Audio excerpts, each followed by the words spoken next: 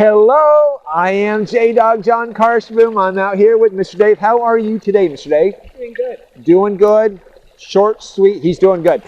Hey, let's say hello, shall we, to our new fan, of course, to Susan Slate Hoysagel, and to Sherry Stayert, and Mary Gill, and Kimberly Little. Kimberly, love the butterfly, by the way, on your photo. And Katie Berggren. Katie, by the way, Katie, beautiful paintings. Great job. Keep going. My highest compliments to you. So anyway, guys, welcome to the show. I hope that you find it useful and helpful. So let's talk about some water features, shall we?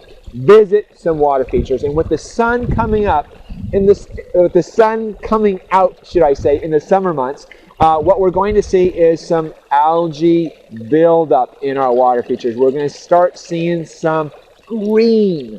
And what are some ways we can tackle this green issue? Now, just to begin with, algae generally is caused by sunshine. So when you get more sun, you'll have more algae issues. So keep that in mind. If you have a choice, when you're thinking about having a water feature in your garden, which by the way is a great added, just another dimension added to your garden, especially if you like to relax back there, or relax in your garden.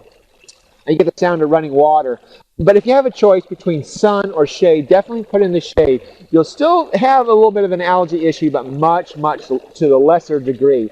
Though, if you do have your heart set on a certain spot and it's in the full sunshine, there are ways to tackle algae problems. So, a couple of different ways that we have gone through. One is we used to just pop in those little chlorine tabs, and they're about an inch in diameter, should I say, and just about as thickness as well. And you get those at the pool stores where you get the chemicals to maintain your pool. You pop them in.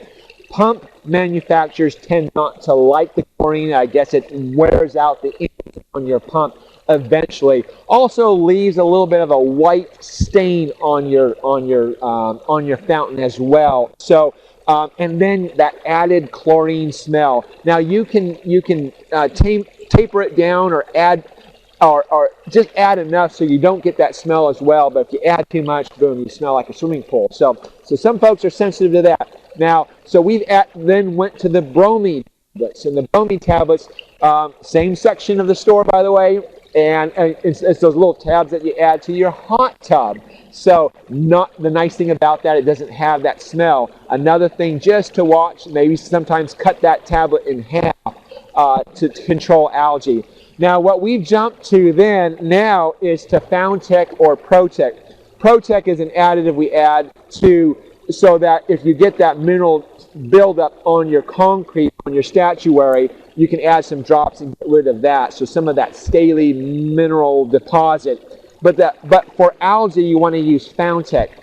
Goods and bads about this guy. Some goods about it is that you don't need very much. In a fountain like this, it's literally drops. 5 to 10 drops in per week, especially during the summer months.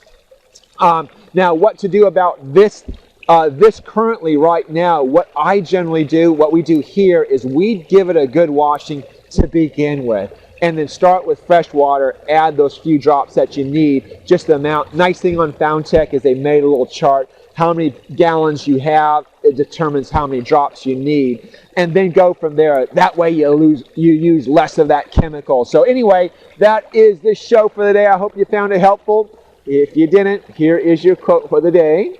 Our prime purpose in this life is to help others. And if you can't help, at least don't hurt them. Thank you very much. The Dalai Lama. That is the show. Always live your passion. You see me right out of the sunset on the color TV screen.